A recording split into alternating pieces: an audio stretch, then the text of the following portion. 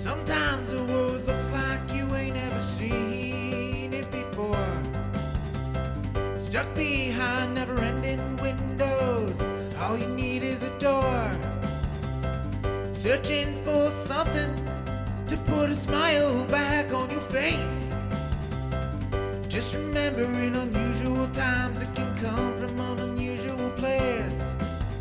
You need a partner for the ride, 'cause everybody needs a Clyde.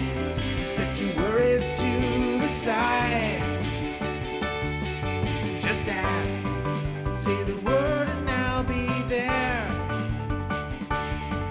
Just ask, you know the greatest things in life all come in a pair. They say hindsight's 20/20, but that ain't far enough behind me. So if you want the sweetest honey, I think hindsight's 1990. There's no need to pretend I got a hand I can lend, 'cause when you really need a friend, just ask. Shit 90 shows taught me. Shit 90 Shows Taught Me was not filmed before a live studio audience. Are you ready to try and fix Tyra Banks' laptop? So are we. Welcome back to Shit 90 Shows Taught Me. I'm Jess Sterling here with my co-host, Sarah Ferguson. Sarah, how are you? Two technicians of computers stand before me, and I only have one picture in their hand. One is a stunning, big-lipped man that used to have highlights. The other is a dork, but could probably still pick your computer. I don't know. It's Noel's boss. And America's next computer fixer is Noel. Yay! Oh my gosh, I can't believe it. Noel won. Incredible. Yeah. I loved America's Next Top Model. I mean, yes, of course I did too. Like, everyone watched the show. It was the show back in, what was it, like the early aughts, probably? Yeah. Early Yeah. 2000s. Yeah. So seeing Tyra Banks here was so fun. Of course, like, this bitch. I mean, like, there's this new documentary that's out that I have to watch. And Oh, I've heard of this. Yes, Yeah, with like behind the scenes on the drama, right? Yeah, and people have been saying that she was like a terror, like, for years and years and years, like a diva. She's problematic. Like, she's, you know, gets on people's weight when, like, she fluctuates, you know, like, she doesn't pay the winners. She doesn't give the prizes. Like, the complaints have been going strong for years now. And I don't even know what Tyra Banks is up to now. I think that she might have shown up to the Victoria's Secret fashion show this year. Yeah. Okay. But I mean, this is like prime Tyra Banks, because this is like life size era Tyra Banks. Oh my God, Life Size. I loved that movie. I did too. And I mean, I don't know how or why we got Tyra Banks up in here, but we do. And I'll accept it because, like I said, I know that now and for years she's been problematic, but my little nostalgic heart is just like, you know, Tyra Banks, oh my God, top model. It felt so random too, because it's like, what is this storyline? Like, Noel's just like fixing her computer and wants to see her naked. Like, okay, I guess that's it. Noel, who doesn't? I mean, join the club. Yeah, but I think it's because, like, Tyra Banks was a humongous deal around this time. And I think that girly pop probably wanted to get into acting. She went to her go-sees. And oh my God, go-sees! Yeah. Stop! I forgot about go-sees. She went to her go-sees. She got her cover for CoverGirl magazine, and she's like, I want to become an actress now. So she got this part, and they, of course, wanted Tyra Banks on. Yeah, this was just a wild cameo. Like, it's truly one of the more unhinged ones where I was like, what am I actually watching at this point? Especially because it seemed like it served pretty much no purpose. Like, I guess the only purpose maybe it serves is that it shows that Noel isn't necessarily, okay, maybe I'm pushing this too far. It felt like this is a sign for us that Noel and Natalie aren't going to last, is that like he's like interested in other women. And I'm not saying you cannot, if you're with someone, doesn't mean you can't like look at other people and notice that they're attractive. But I think the show is establishing that. What do you think? Yeah, I agree with that. I also think that like he's not sold on Natalie. He's still married to her, but like that's not necessarily his person. I also think that Noel has a huge issue of being out of sight, out of mind with the women in his life, which I feel as though is just very unbecoming of him. Yes. And I wish that he would like kick that habit in the butt, because I mean, like we saw that with Hannah. We saw it with Hannah. We saw it with what didn't him and Felicity kiss while Ruby was away too? Maybe. I don't know if that was when she was away, but yeah. But essentially, Noel has, it's like this saying, once a cheater, always a cheater. Like he's not helping his case. Definitely not. And it's like, again, it seemed like when she was on the phone, it was like possibly with a partner.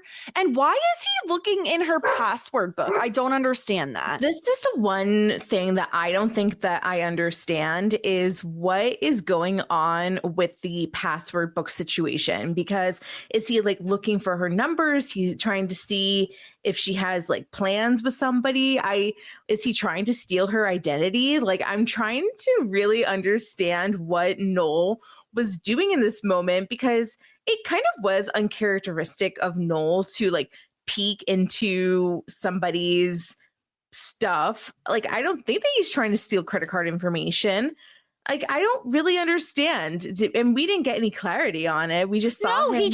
he peeked at the book where she had her password written, and it's like, why? Like, what is this for? Maybe like he wanted to see like where she was going that night. Like maybe it's a password book, but it's also like her planner. And maybe he was like, oh, maybe I can like run into her at the club. And then if we have like a natural meeting, then maybe she'll be into me. I don't know if like I'm convinced that this is the last time we're going to see Tyra Banks. In fact, I'm pretty sure this has to be like a little bit of an arc. And maybe. Yeah. I thought the same thing. I'm like, why are they bringing her? Listen, if they're going to bring her in for one episode, like I would get it if it wasn't this part of this episode. Like it feels like so random and inconsequential. It seems like there has to be something more with the whole password thing. Like it just feels like there has to be more to it than what we saw. And it's so random. Okay, so did we know if Noel had a problem? Like he ditched school, he didn't have financial aid. Is Noel going to be like stealing money from the model? Is he trying to steal credit card information? Like really, like No, what would he be doing? Is he trying to like hack into her computer later so that he can continue to fix them, a la the best way to flirt with like an IT person, vice versa, is to break their computer? Maybe that's it. Maybe he's going to steal the password, give her a virus or something, and then come back and fix the virus. Oh, no, I have to fix your computer. I'm so cringy. That's so awful. Yeah. Because you're so hot. Like I just need to come back. I can't come back organically. Yeah. Oh, you have a virus. That damn Napster again. It's just really raging. Yeah. I don't know. I don't understand where the storyline is going. It's fine. It's whatever. Like Tyra Banks is such a throwback that like, sure. Okay. I'm here for it, I guess. But it did feel very random and out of play, or out of the blue almost.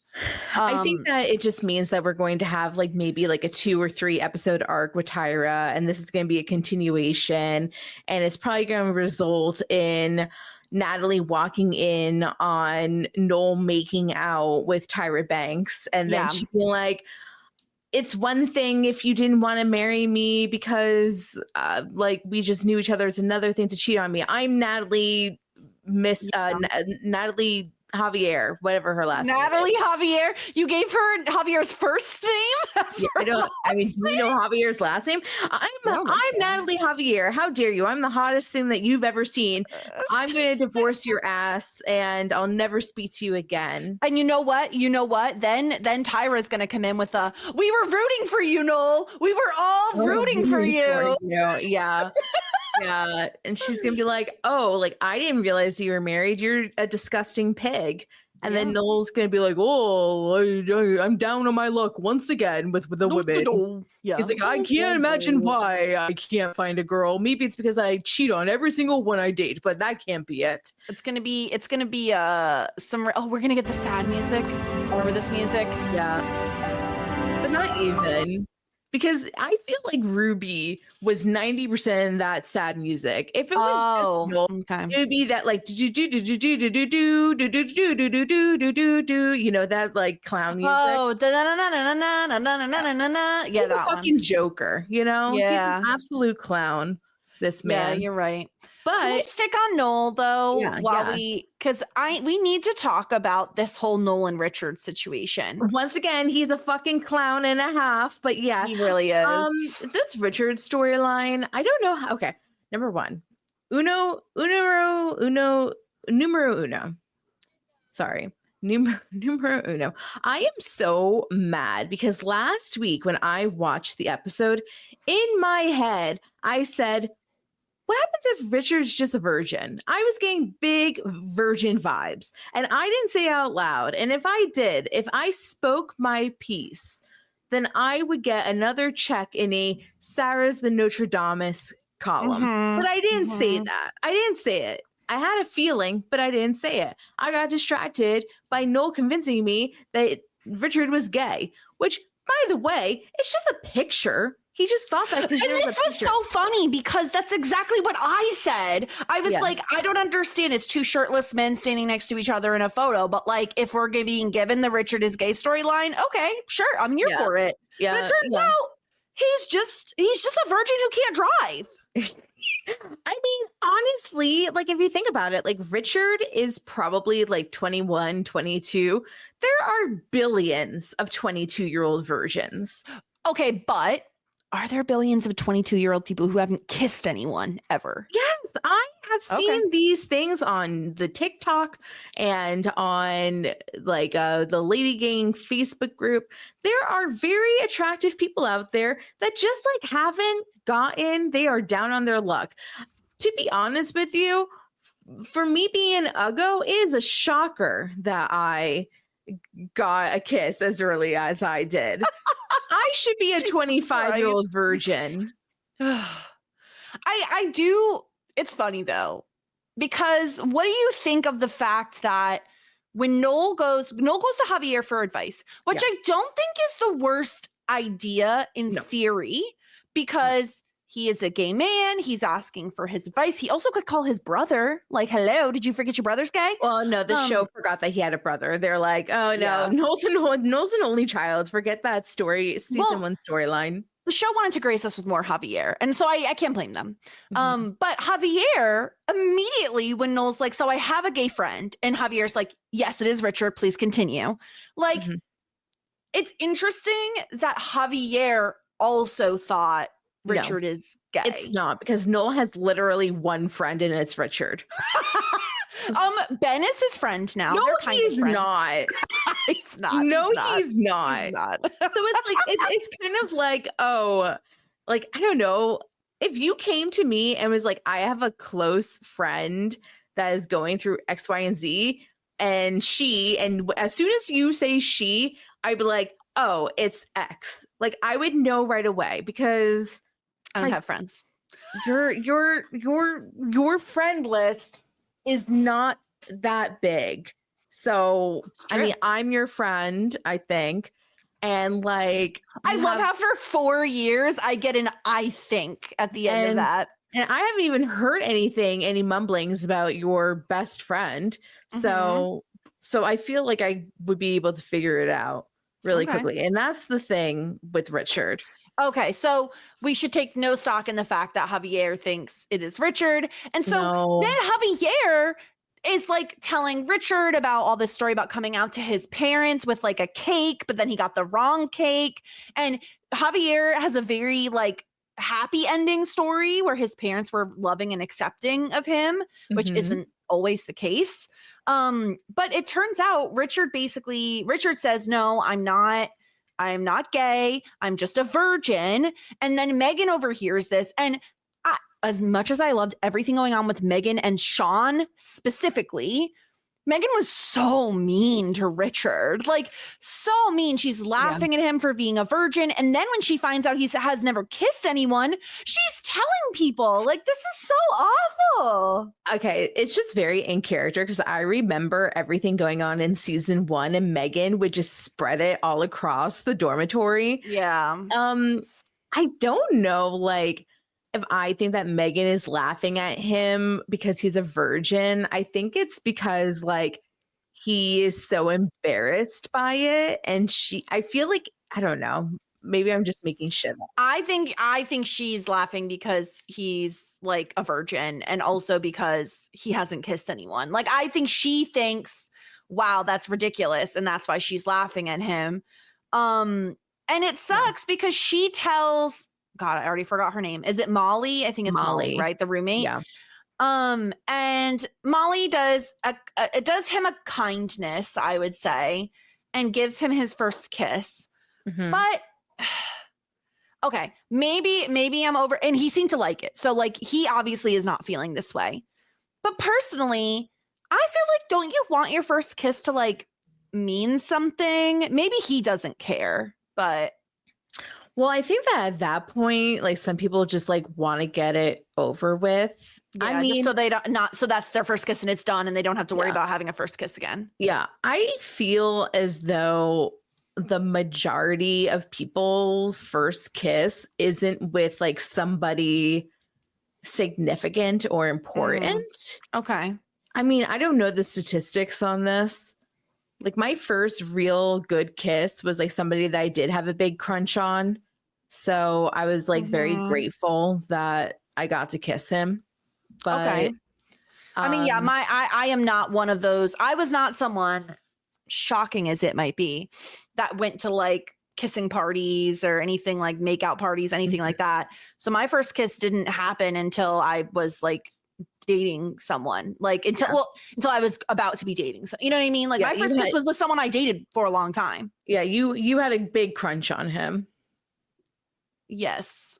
Okay. And he is to me as well because we dated. Yeah. Yeah. Okay. I was just wondering. Anyway, yeah. Noel handles this poorly. Is the point. Yeah. Yeah. I mean, not surprising. I mean, I think like once again, like the intentions were pretty good. Like he wanted Richard to know that he doesn't care, that he can be open with him. But like, I don't know. Like he should have listened to Javier, but then Javier should have listened to his own advice. And I just like kind of feel as though, I don't know, like I feel like a little like clickbaited about Richard because like I was like, oh, this makes a lot of sense with Richard. Like it's okay.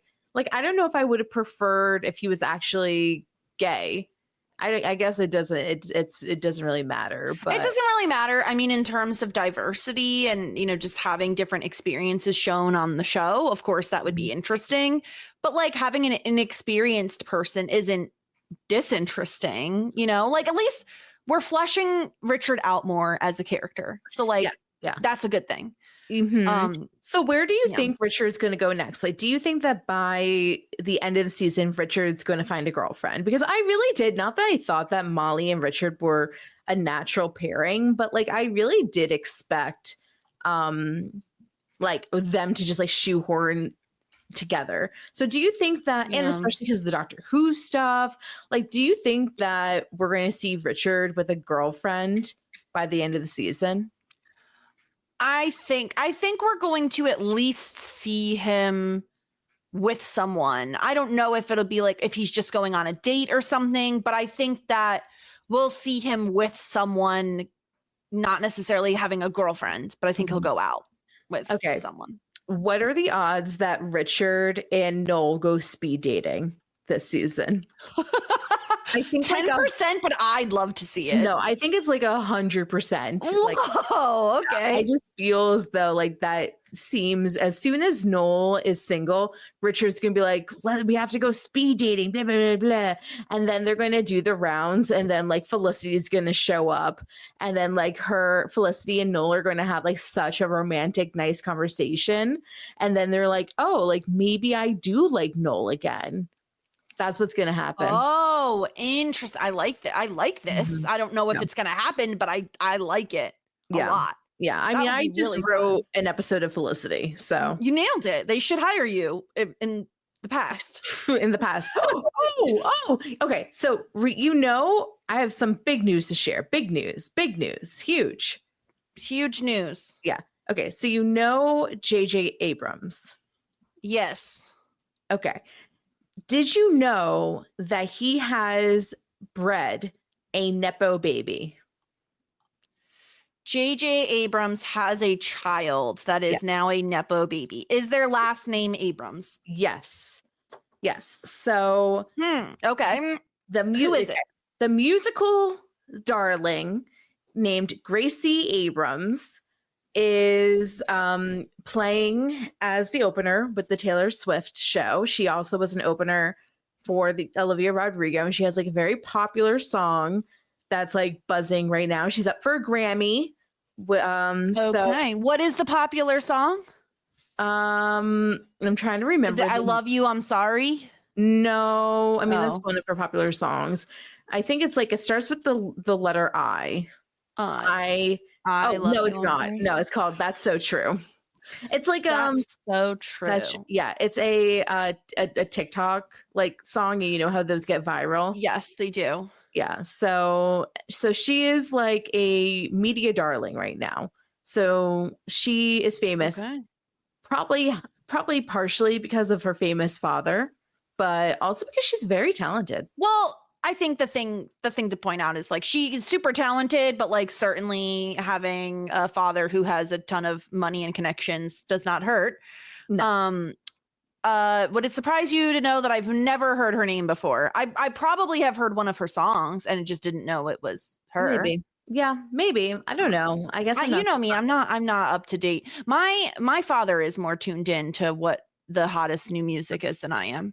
I've discovered this through the process of him renovating our house, and he listens to music while he's working. What does and I overhear it? He's a big fan of like, I know. So he does like, I don't know if he does Pandora or Amazon Music. He does one of those ones. Mm-hmm. And he likes to put in like Taylor, I'm not saying this is it, but he's like Taylor Swift radio. You know what I mean? Where he puts in an artist and it picks similar things. He loves like Olivia Rodrigo. He loves, he used to love, what is her name? I'm blanking. The blonde one, big eyes. I can't remember her name, but it's a lot of the latest stuff. Like I heard Taylor Swift playing, like very much new hot songs. Sabrina Carpenter? That's not who it was, but yes, she also is on the list. Blonde hair, big eyes. Blonde hair, big eyes. I think, and this is, you know who it is? She sings X's and O's. Elle King. Oh, wait a minute. I think Elle King's a Nepo baby too. Who's her parents? You'll never guess. I'm sure I won't. Rob Schneider. Okay, I actually did know that. Now that you say it, I know that I did know it at some point and I forgot it. Yeah. Incredible. Yes. I don't know how we got on this topic, but who knows? Anyway, who cares? Let's move on. Who do you want to talk about next? Is there anything else? We're done with Noel didn't have anything else going on, just the stuff with Richard and Tyra Banks. Mm-hmm. He hung out with Javier. I guess so. All right, whatever. Who cares? Who cares about him? Let's talk about Elena. Exactly how I feel. Exactly how I feel. Can I ask you, okay, we established like what she did is wrong, right? Like she cheated on Tracy pretty much twice. She kisses the neighbor, and then seemingly she maybe is sleeping with him by the end of the episode. Tracy is off doing Habitat for Humanity. Now, can I ask you, what do you think Elena's motivations are? Is it that she is in love with Tracy and it scares her, so she is like running away from it? Is it plain old simple easy peasy, she is very attracted to that man and she wants to kiss him and fuck him? Is it she is sexually frustrated with the fact that she cannot have sex with Tracy and therefore is like, I want that dick? Like, is it a combination of those things? Like, what is her motivation here? I do think that it is all of the above. You know, I'm going to do like my armchair expert thing. Mm-hmm. So we know that her mom died when she was very young and she is like emotionally distant to her father. So I wouldn't be surprised if Elena does have issues with intimacy, getting close with people, have the fear of getting close to somebody and then leaving them. So then what she does is she leaves them before they leave her. Blah, blah, blah. I think that that's a huge part of it. That seems like and it seems like that makes sense for the character of Elena. So that's number one. I think she is sexually frustrated. And then the final comment with the other thing is that like by Tracy saying that I love you, that means that she gets even more deeper into this, which means that if she loves him back, then like it's going to hurt even worse when it doesn't work out and he leaves and blah, blah, blah. Okay. So that's number one. Number two is that like I think that she is sexually frustrated. They obviously have different morals and like different needs and wants, and they're just not on the same page. They're not sexually compatible, or like as far as they know, they're not sexually compatible because he's not having sex. That is frustrating. This is a piece of meat that is very accessible and like is literally working with her overnight on a project. Like it doesn't matter. Like he could have been like, you know, a sexy snowman, hot frosty, if you will. And she would have said, I want you. You know what I mean? So, but I hate it. Like I really, really do, because Tracy is the best. And as soon as they break up, that means that Tracy is no longer on the show, which means that I care 10% less about this show. Yeah, that's fair. I think it's almost the perfect storm of events. Like, I don't think Elena is going to just go sleep with anyone because she's sexually frustrated. I think it's that this sexy neighbor is attractive, he's intelligent, like he's checking all the boxes, and he's interested in her, and he wants to sleep with her. And I think you're right. I think it's a bit of self-sabotage. Because when in the beginning of the episode, when Sean is filming Elena and Tracy and they're talking about Tracy leaving and everything, Elena had this look in her eye, like she was afraid of like her feelings for Tracy. Mm-hmm. And I think that must be scary. Like if you are with someone and they are very religious and you are not, and that because they are religious, they are waiting until marriage for sex. I feel like Elena thinks this relationship might have an expiration date. And so I think she's kind of like hurrying along the process. Mm-hmm. Also, just going to point this out, this is not excusing any of what Elena did. Like what she did is blatantly wrong and it's awful. And it's really just heartbreaking because you know how good of a guy Tracy is and like how much he cares about her, and very obviously how much she cares about him. Like she obviously does stuff for him. She really like enjoys her time with him. She maybe even loves him, but it's awful to watch her self-sabotage in this way. And she, especially like it's kind of gross, Sarah, like the calling the friend to be like, help me not sleep with this guy. It's like, it's gross. Like it's you shouldn't have to do that. And if you're feeling that way, again, like this isn't the show we're watching, but it's like communicate with your partner if like you're really struggling with something, you know? And especially the end of the episode when she like goes in his room with him, right? Like all of this is very unavoidable and it's frustrating and it is avoidable. Oh, I'm sorry. Yes, is that what I said? That's not what I said. It is totally avoidable what she's doing. And if you need to work on this project with him, go into the common space of the house. Like, don't do it in your bedroom.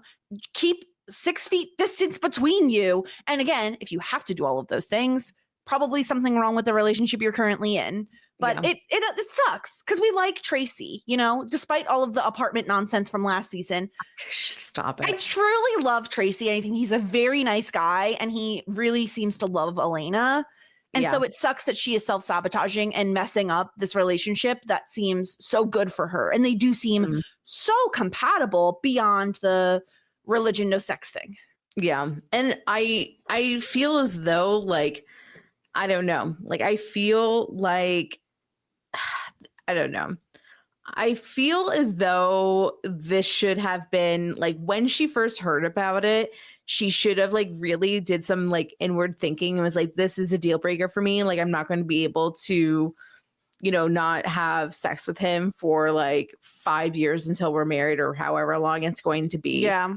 And, like, released herself and himself from that stress. But, like, I don't know. It just, like, is so stupid because I don't know. Like, was this, like, always going to be the outcome that she was just going to, like, wind up hurting him? Like, that really sucks. I don't know. Yeah. I'm not feeling it. Like, I'm really not feeling the storyline. It's just not for me, babe. It just sucks, right? Like, it's characters doing things you don't want them to do. And I personally, like, love Elena. So it sucks to see her making moves that I disagree with. But that's that, and we'll see where it goes. Tracy is back by the end of the episode. I don't have this as like a big topic to talk about, but I really thought it was very sweet, the conversation that Sean and Tracy had the day before Sean was scheduled for surgery. And I think because Sean, I don't know, did we know Sean was Jewish or is this the first mention of it? I don't know why, but I'm pretty sure that I felt like he was, and I don't know if that's something that he said earlier or if the alarm bells were just ringing. Yeah, I was just curious because I think his last name is like Rosen something. Okay, all right, Sean Rosen. It's not Rosenberg because that's Willow, right? Maybe. Felicity. Oh God, I'm gonna be in so much trouble. You better not get spoilers. Sean from Blumberg. That Berg. Okay. I mean, that's a very Jewish name. Yeah. Either way, I appreciated the small conversation they had because I just thought it was sweet, right? Like Sean is like asking him questions about God, like, what am I supposed to do? I'm going under this surgery. Like, how do miracles work? You know, like that sort of thing. I just thought it was very sweet of him. And I like that Tracy took it very seriously and like answered him honestly. I don't know. I really liked this little conversation, especially when they're from two very different religions. And it was just like nice to see that sort of thing, you know? Yeah. I mean, two very different religions. I mean, like how different really is it? But I'm curious, like, so he was saying like how do I know that like God is with me? Like, do I have to pray? I think like what Tracy said was like, God is like always with you. Is that what he said? That's what he said. Yeah. Mm-hmm. Yeah. I feel like it was like very reassuring. And I think that's very relatable to be like Sean, who's like, well, you know, like I grew up this way. I don't really identify as it. Like, and when you're somebody that doesn't like really identify with the faith, but you're going through something. I feel like there's a song that's like, it's like a Sam Smith song, I think. And it's like everybody like prays at the end. Oh, okay. Well, I know it's a little dark, but like essentially it's just like, it's essentially like, you know, like I feel like when you're in like a state of panic, like Sean was in, like, sure, you like you're gonna turn to anything you think that will help. Yeah. And then like talking about the Sean stuff, if we want to move on to that, like I do know, like I very much empathize with everybody who has had somebody that has had cancer in their life or has been affected by cancer. And I know that it could be like very hard to watch, but I thought that this whole thing was done really, really well for me. And I mean, very, very transparently and honestly, like, I really think that Sean and Megan are like skyrocketing to my number 1 and 2 spots of like my favorite characters. Like, I really love how like Sean processed the whole thing. Like, I think it's very realistic. Like, we've talked about this. Like, I think that it's like very relatable for if you're anticipating bad news to just want to try to avoid it. I like really love like Megan being there, and the scene where like he lied and said that he had like good news and he was okay. Like, Megan like turned to, I think it was Noel, and was like, turn around, don't look at this. And she's like, I'm so happy, I was so worried, I love you so much. Like, she's so reassuring.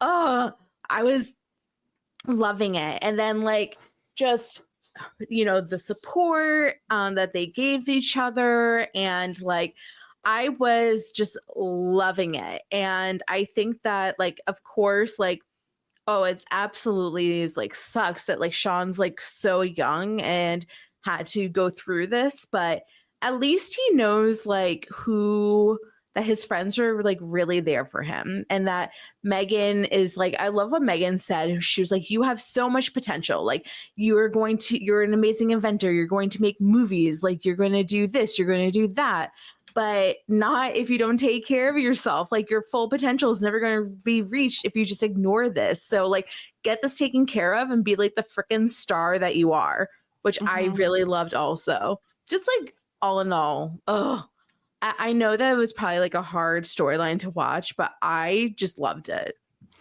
Yeah, I think it can be both. I think it can be like really difficult to watch this sort of storyline. But also like this does happen. And so it's hard when I feel like every show I watch feels like it has cancer in it. And like that is difficult for me on a personal level. But I do think it's realistic that like you have someone like Sean who already didn't even want to get treated in the first place. He just wanted to ignore it and take his antibiotics. And then he does agree to have this like exploratory surgery. And his doctor comes back and says, these levels aren't looking good. We're going to have to remove one of your testicles and also take some lymph nodes for testing. And he wants to bury his head in the sand, and he wants to pretend it's not happening. And he wants to lie to his friends because he wants them to be happy and not sad and not look at him differently, right? Like, I think there is a very big difference in the way someone who is ill gets treated and looked at. It's like a pity sometimes. And so I think he probably is feeling that way. And he probably is feeling that way with Megan as well, because like he said last episode, he's like, oh, like my balls hurting isn't sexy. You know, like he's nervous to tell her these things. My concern is, so at the very end of this episode, he's out of surgery. Yeah. Now, I'm interested to see where they go from here, because like, is this the end of that storyline? Like, I assume he still needs to get things tested and all of that. Like, how long is this going to go on for? You know what I mean? Like we don't, because the guy said like, oh, the lymph nodes, it'll take like maybe a week to get that information back. So I don't know. But if what we get out of this entire storyline is the evolution between Megan and Sean, I love it. I think Megan is such a supportive partner, and I think she knows how to speak to Sean in a way that is like assertive and firm, but also kind and not too forceful. Like you said, you quoted exactly what she was saying about like, you're brilliant and you're going to do amazing things, but you need to take care of yourself. And like, I'm not going to be the person who's going to tell the story about the boyfriend that I had that could have been wonderful. Like, you need to do something about this.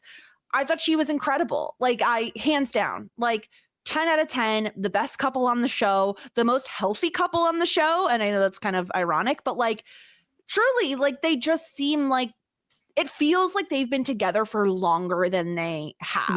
Yeah. And this, I don't know, there's something about this sort of relationship.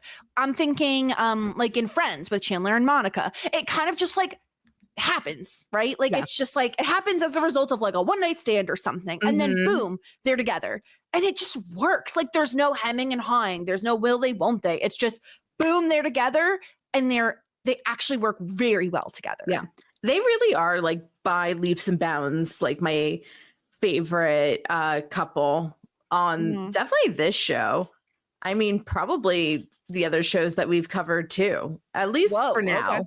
I mean, at least for now. I mean, okay. So the restraint it's taking me to not look at the Felicity wiki to make sure that my dear Sean doesn't die from like lymph nodes or whatever in the next. I'm hoping it's just a matter of like it didn't spread to the lymph nodes. It was just the one ball, and then he's fine. Okay. I don't know if we're gonna get a whole storyline with him or not, but I'm clicking out of it. I want all of you to be proud of me. I was so very close. Wow. Yeah.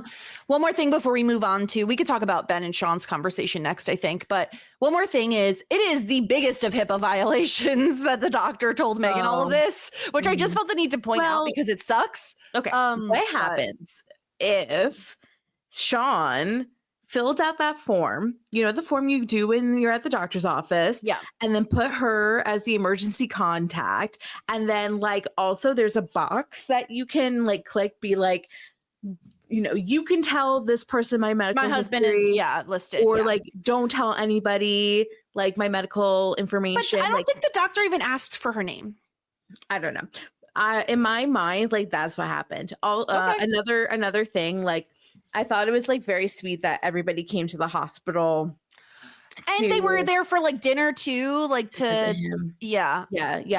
What did you think of the Peanuts gift? I thought it was funny. I thought it was funny. Yeah. So I thought that was funny. I was like, why is Molly there? Like Molly's just one of those people that is just like, hey, I'm part of the friend group now. Sure, I'll come. You are not part. This is an intimate event. We are at the hospital. Like, get a fucking like clue. Just because you're roommates doesn't mean that you can come to the hospital. I thought that was like so weird. I mean, I felt like, you know, whatever. It's going to happen because she's the new roommate. So like, they're like, let's pretend she's Julie. I mean, I don't have strong feelings. Like I thought what she did for Richard was kind, but other than that, I really don't care about her. She's a nothing to me. Like I would have been fine if we didn't have her on the show. I think I would have been happier if we didn't have her on the show. Like there's just no reason for her to be there. I know. I just feel like she's so random, and I like am not, I don't know, like she's not like interesting enough for me to give a shit about. And I'm just like, go away, Molly. Like you're not part of the friend group, Molly. Yeah. She doesn't even go here. Molly. Yeah. What if she doesn't actually go to the college and she's just like pretending? A la what's his face? Eddie? Was that his name from Dawson's Creek that Joey dated? Yeah, the bartender. Yeah, he's just a smart guy. Yeah, but let's talk about this conversation that Ben and Sean have, where I loved this. I thought it was so supremely sweet that Sean is like, I have this pen, and it was my grandfather's pen, and I want someone to have it, and I want you to have it. And he's taking this very seriously. Like he is prepping, right? It is the day before his surgery. He is, in my opinion, treating it like he's catastrophizing it a bit of like, what if I die? And so he's doing these sort of things. And we'll talk about the Ben stuff soon, but like Ben is going through it. And I so appreciated Sean telling him, I see a guy who is out of control. Like you've got this anger that has nothing to do with Felicity, and you're taking it out on her. Like, it's fair to be upset with her for what she did, but the way you're acting is too much. And we're the same guy right now. And I don't want you to become this like other guy. And and knowing that, because we know Sean is like in his late 20s as compared to, or mid to late 20s as compared to the early 20s, which again, in my opinion, mentally wise, like you are changing a lot in those years. I appreciated that this felt like almost sage wisdom from your older brother. Yeah. You know? Yeah. I could definitely see that. I thought that, I mean, the whole interaction was very, very sweet. Like the pen thing was like so cute. I think I did the same thing when I was going into parathyroid surgery. I was just like, you can have my plants, dear friend. You can have my makeup collection. I was just like leaving everybody something.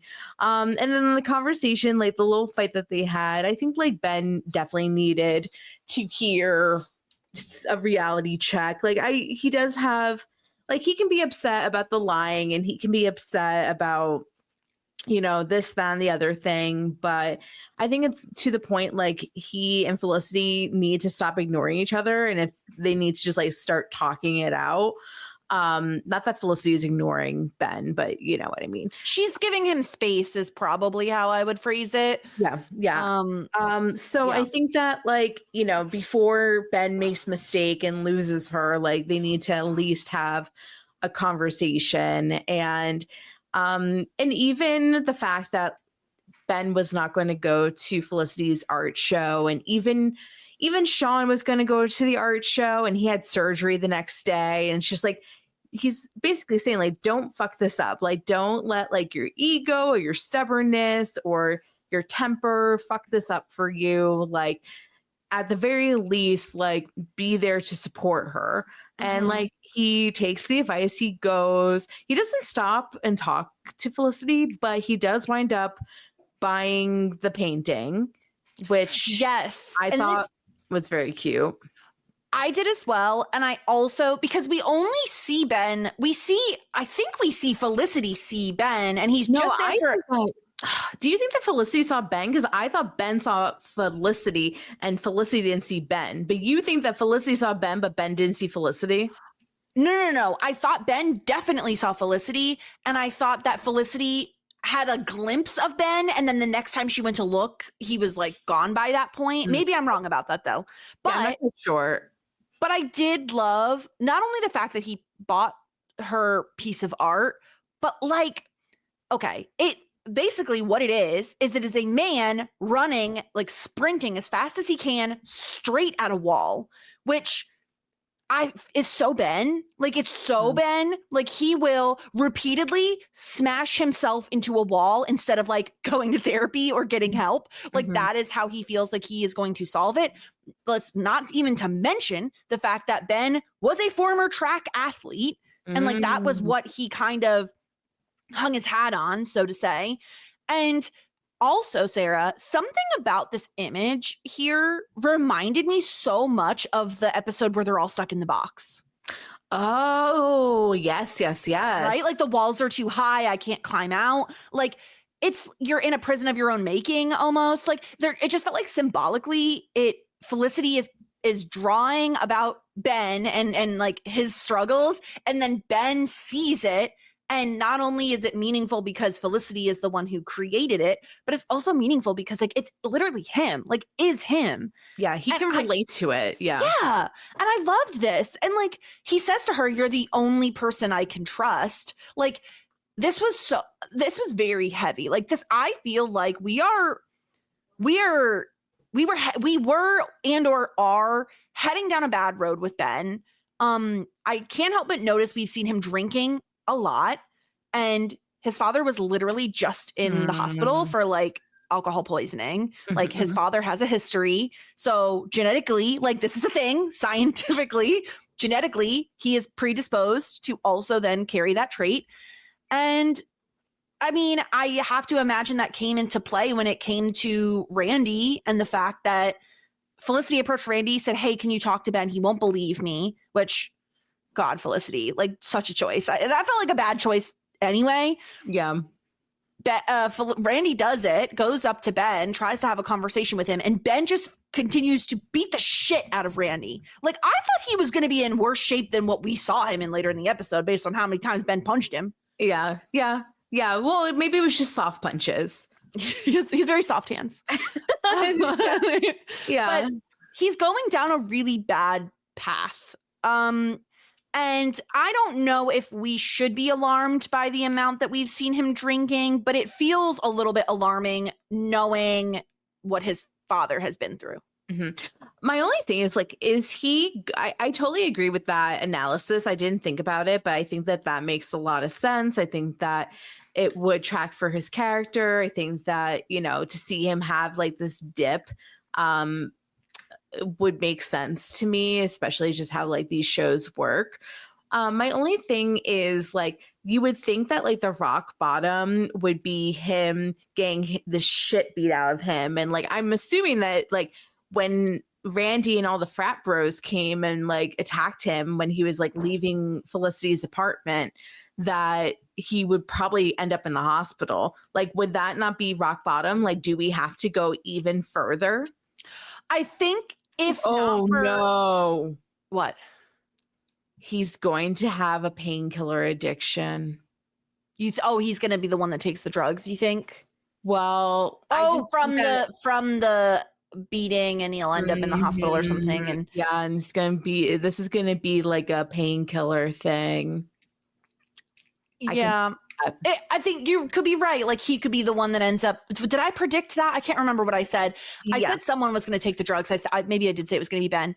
That could be the case. I mean, I think it could go. I feel like, interestingly enough, kind of going back to what Sean said, I feel like he kind of has two paths in front of him currently. He can forgive Felicity. He says she's the only person he can trust. He could really confide in her, possibly also in Tony Pavone or like a fucking therapist. Oh, Tony Pavone. Tony Pavone. I'm going to give you the worst advice I could possibly give. Just go eat the mozzarella. Don't worry about your feelings. But so he could do that, or what I think is a little bit more likely given the history that we've seen with Ben and how he's acted so far, I think he might suppress a lot of those feelings, imbibe in too much alcohol, maybe also take a pill or two. Like, I could see that happening. I don't want it to happen, but I feel like if we're looking at a season where Ben and Felicity are going to break up at some point, which I do think is going to happen, I think it could be as a result of Ben overindulging and using substances to, kind of curb his feelings and what he's going through. Yep. It sucks, but I can see it happening. And I think Felicity is a little bit helpless in those cases. You know what I mean? Like, she's trying, but she also isn't a guru. Like, she doesn't know what to do. She's giving him space that she thinks he needs. And what else is she to do? Like, he's going to come back or end up in the hospital beat to shit because Randy's like 4 friends beat the crap out of him. Yeah. And I guess it's just like, well, is there a retaliation? Like, I mean, I just have like a lot of questions on like, what is next for Ben in this? Hopefully nothing. Like, truly, this is enough, right? Like, you did a bad thing. You kind of deserve to get your ass beat for beating up this guy when all he was trying to do was do your girlfriend a favor.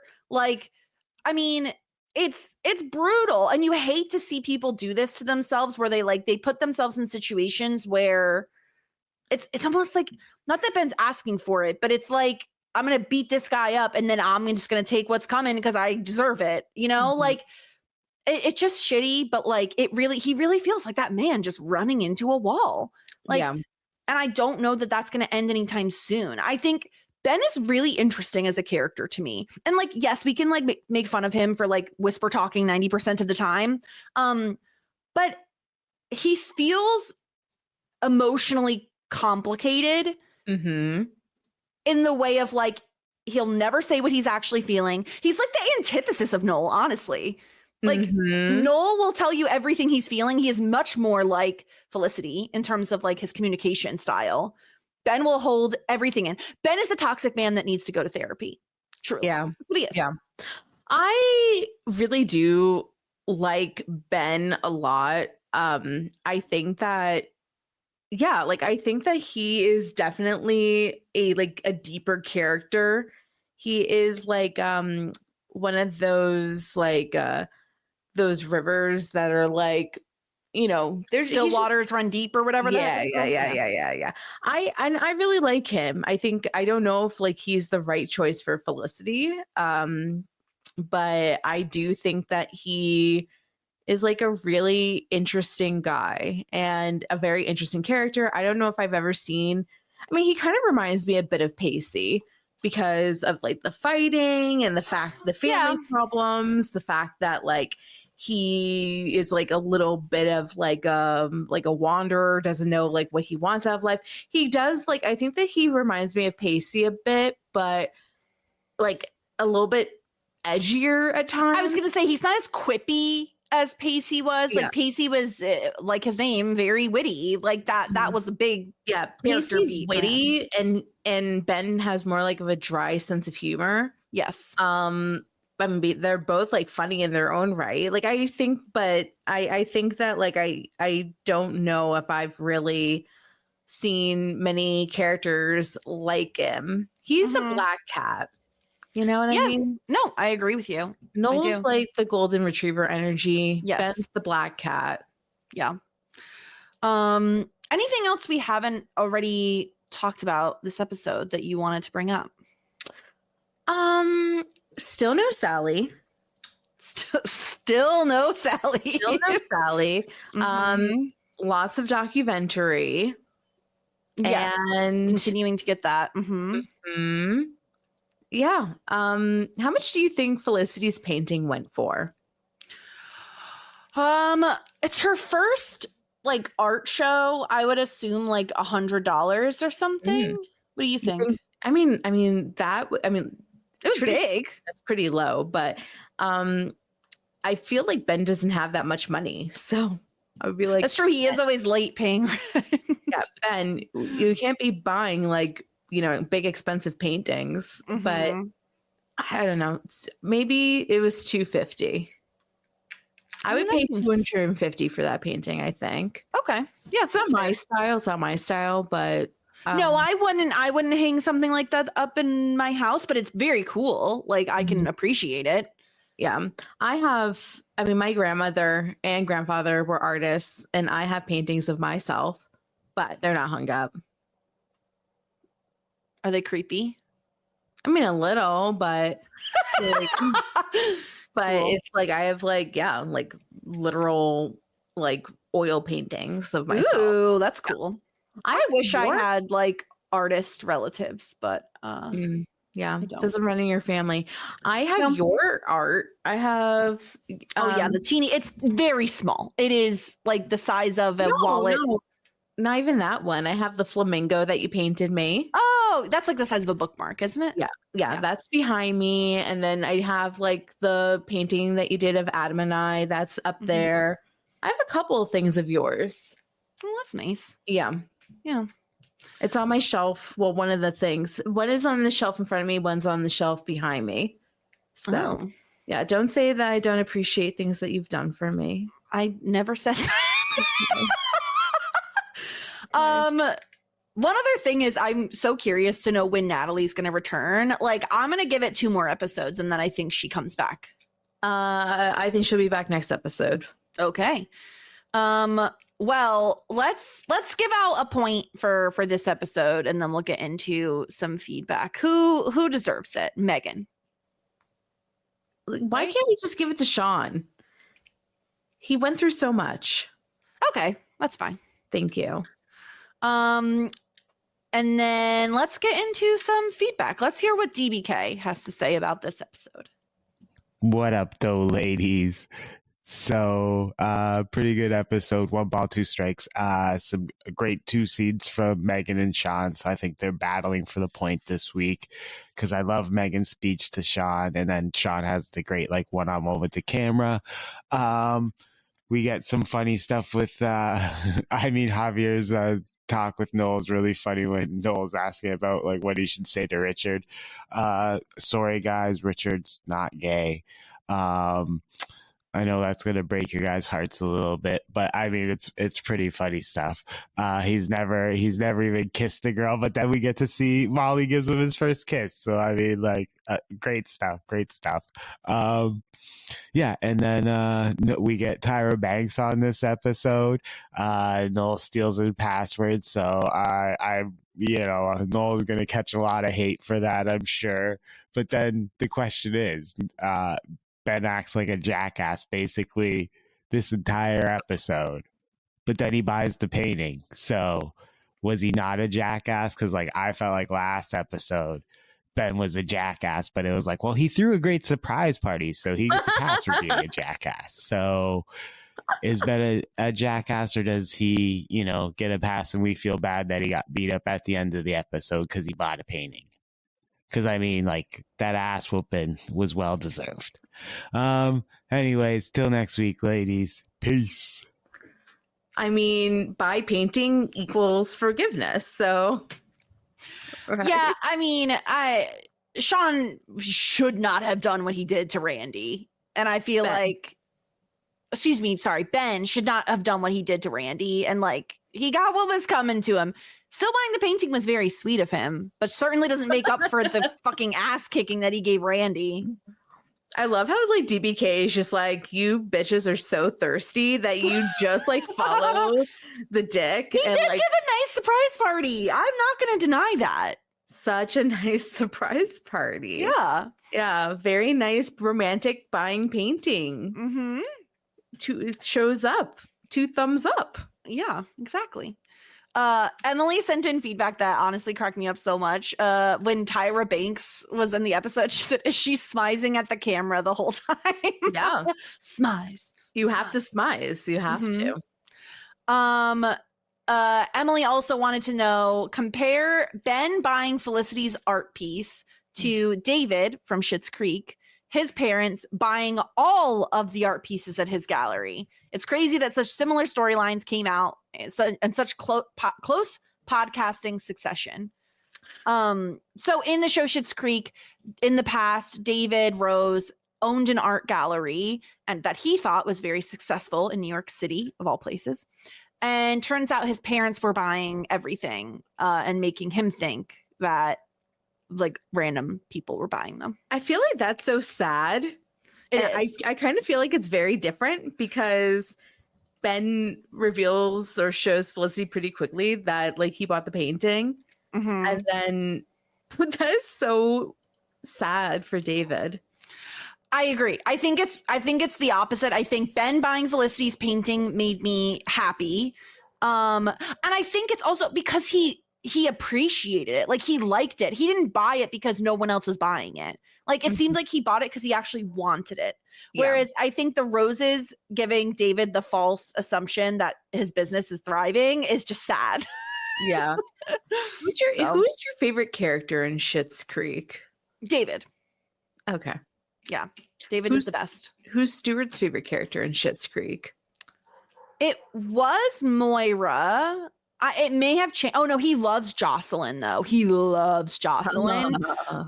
It may be switching at this point. I'll ask him next time we record. It could be he loves Ronnie. He loves Jocelyn, and I know Alexis was really moving up for him as well.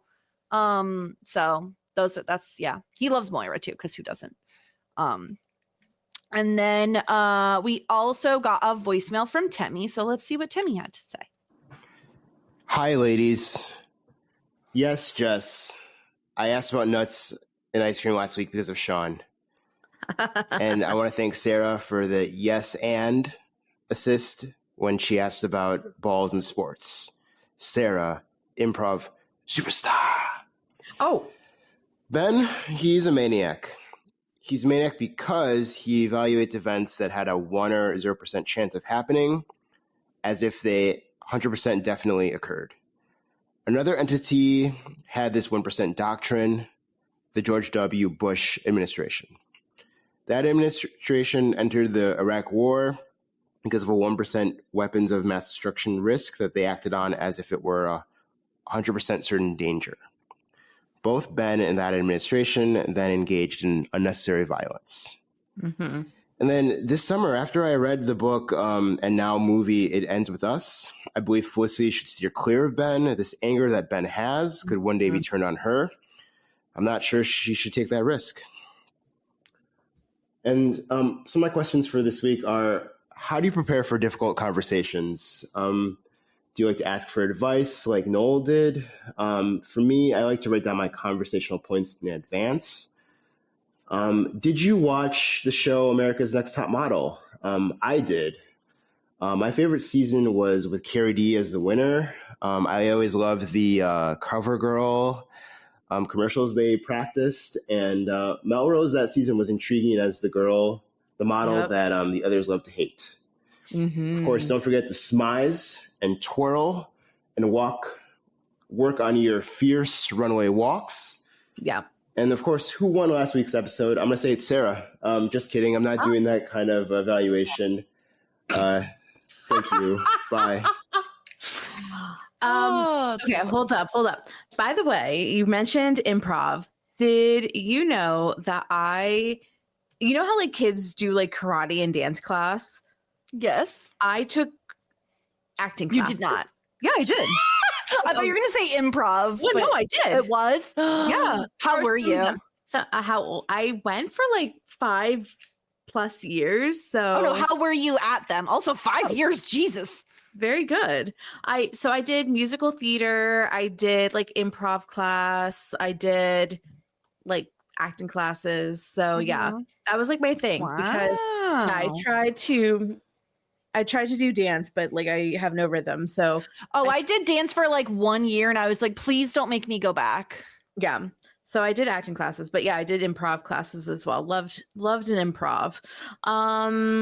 Also, thank you, Temmie, for reminding me to request It Ends With Us on the Plex. I Brenna's appreciate Plex. that. Shout out, Brenna. Thank you. Yeah, I have read the book. I read the book a while ago, but I did want to see it. It has but yeah, that's a good point. Like honestly, like when the anger is prominent, like you don't want to fuck with that. Like yeah, and especially if I'm trying to remember other incidences Ben has had, but the Randy one specifically, looking at somebody.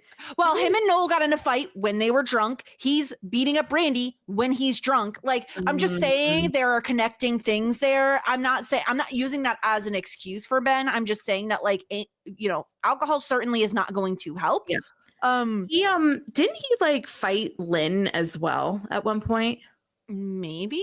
I don't remember. Definitely a verbal fight. Yeah.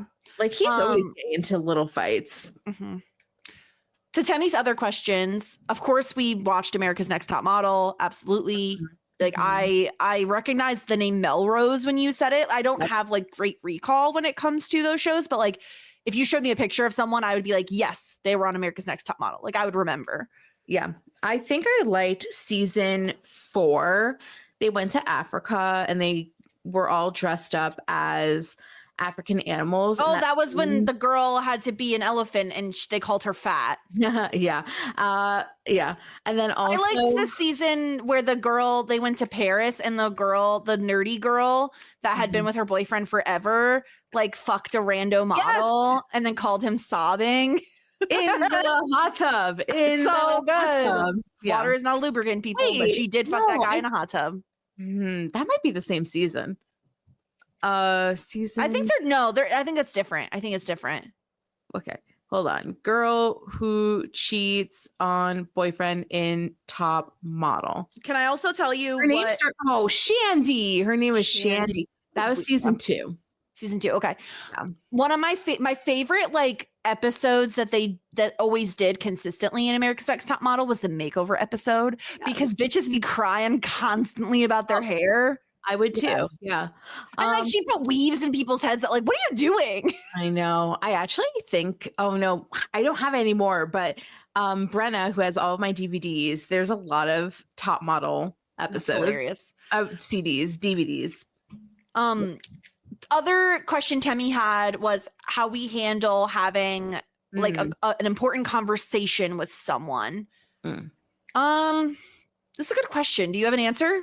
Well, so in therapy, my therapist and I sometimes we go over it like a bunch of times, and then sometimes like I have to like write down my points and like bring it up. So that's like big conversations that I'm like too afraid to have. Typically, I just like blurt stuff out because I let it like simmer too long on the inside, and then I get very like emotional and then I have to just explode it out. So that's what I'm trying to not do. Yeah, I don't know that I have like a method. I I don't think I think maybe I try to think some stuff over in my head before I say it, obviously, but I don't usually write down talking points or anything like that. Possibly I'd go to like my mom for advice depending on what it was about, but that's probably about it. I mean, I don't know. Like maybe I'm just like very privileged in that I think when I have sorts of like serious conversations, usually the person I'm having those conversations with is someone I really trust. And so I don't feel the need to prep as much in advance, if that makes sense. Like, I feel like if I'm having a conversation with my husband, I can be a little more off the cuff. Like I don't have to necessarily prepare in advance. When I broke up with my ex, I had a whole like notes app of like things. So I think like for me, it's definitely writing stuff down. I may have done that with a breakup, but I don't remember. It's been a long time. It's been a minute. Temmie also sent us in a message, which cracked me up so much. So it says, I've got a fever and the only prescription is more of Sarah's Sally impression.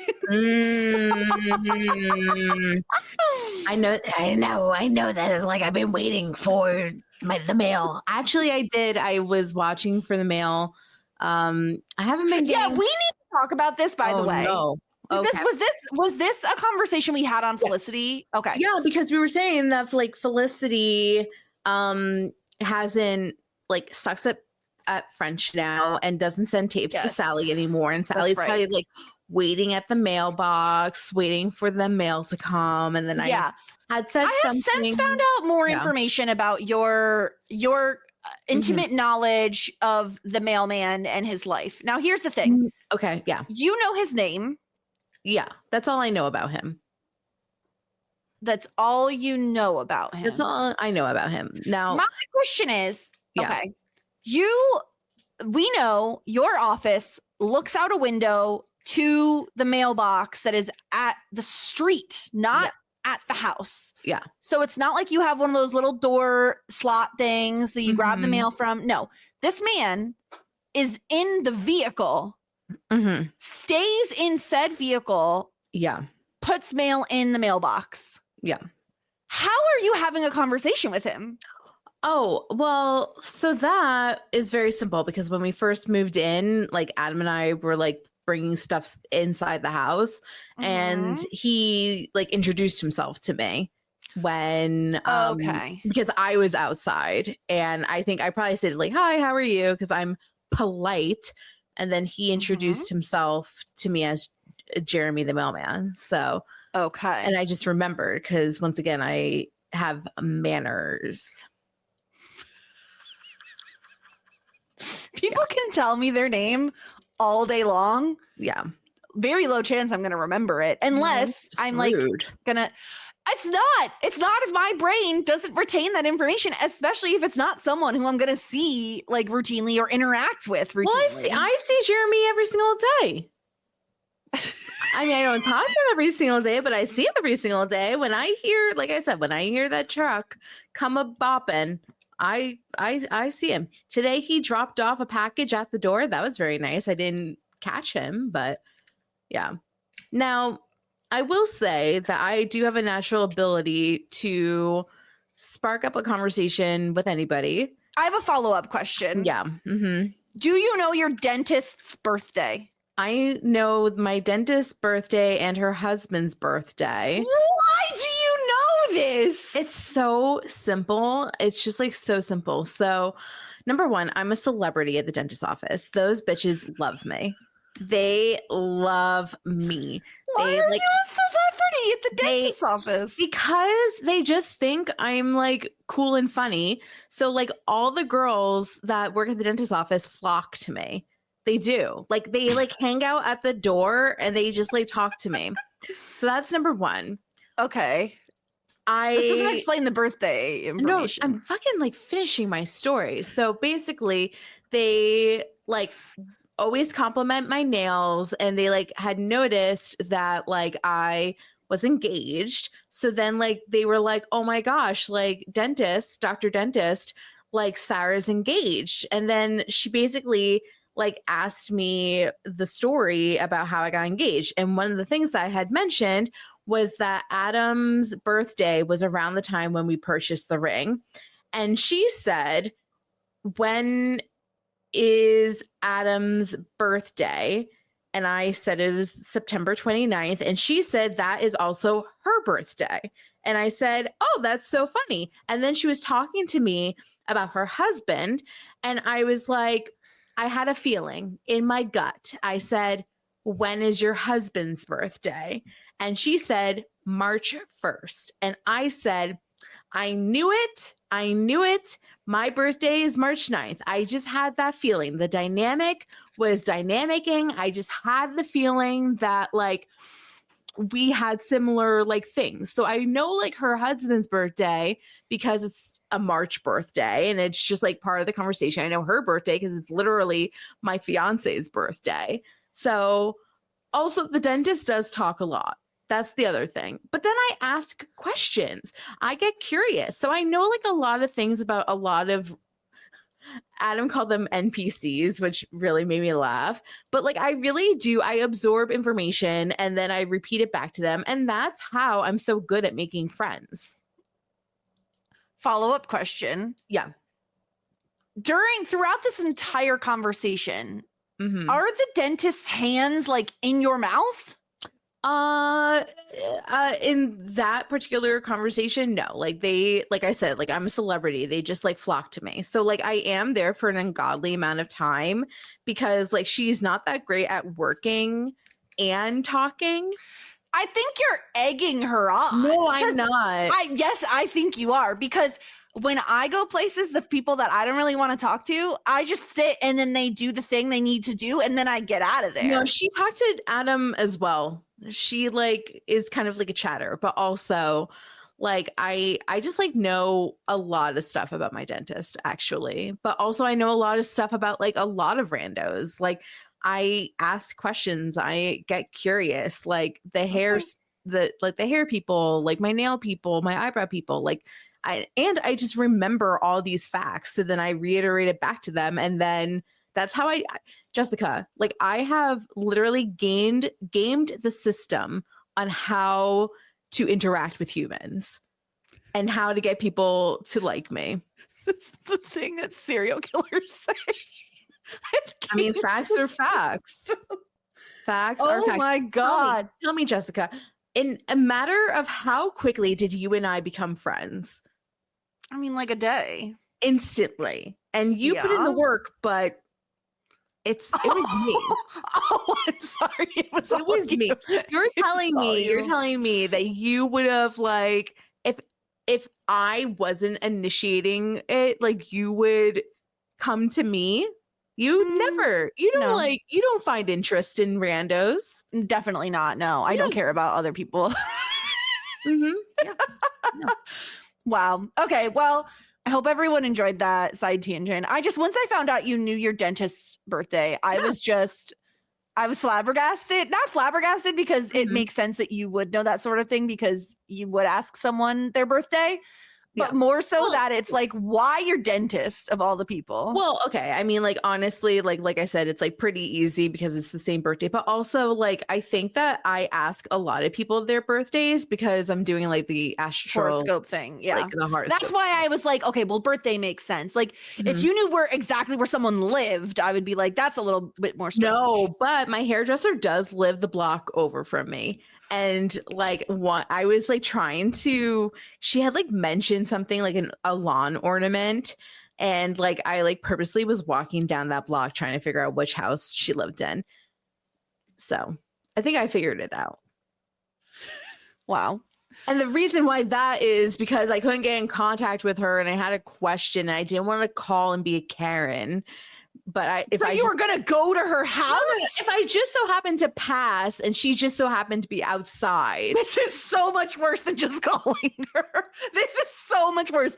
There is nothing I hate more than an unexpected drop by. No, it's not unexpected. I was walking Belle and if I just oh my gosh, hi. Like, what are you doing there? Of course, you live across the Also, you street. had a question for your hairdresser?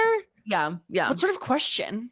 Well, the first time it was like I felt like it was too yellow, my hair. The first time? And then the second time was, I mean, like she's gonna do my hair for my wedding, so okay. Well, I get that makes more sense. So I wanted anyway. to see, I wanted to see if okay. Hi, would you be willing to do this type of thing? Okay. Yeah. It didn't work. It didn't work. No, I never. Yeah. I didn't find her, but I do think that I found her house. If you're Sarah's hairdresser, watch out. Yeah, where's where you live. I know where she lives because she lives a block away from me, and also I know where she works because I go to her. Okay. Yeah. Do you want to know what next week's episode of Felicity is titled? Yeah. Season 3, episode 7, Kissing Mr. Covington. I think that's Ben's last name, isn't it? That's Ben's last name. Was someone kissing his dad or him? I think it's him. Maybe he's like Mr. NYU and they're going to like do auctions to kiss him for a fun. I love those storylines. They did it in Basketball Twins. Yeah. In Basketball, they also did it in Greek. They love to auction off men. Yeah. So that's next week. Kissing Mr. Covington. Did you watch Basketball Twins new movie, Christmas movie? No, I have not. Yeah, I think that's going to be like next on my list. Let me know if it's as bad as Hot Frosty was. Not interesting. I told you, didn't I? I told you it was a bad movie. It was so bad. It was bad in a fun way, but it was very bad. And he did not look good in that movie as well. No, that was not a good look for him. I know. Yeah, his hair was too long and he needed a beard. Exactly. Thank you. Because if you Google him and you see him with a beard on, you're like, oh wait, he is hot, but he looked horrible in this movie. It was not a good look. Told you. We'll be back next week with season 3, episode 7. Find us at Shit 90s Pod everywhere you get your podcasts. And we'll be back next time. Have a good one, everybody. Goodbye. Just ask. Shit 90 shows taught me. Shit 90 Shows Taught Me was not filmed before a live studio audience.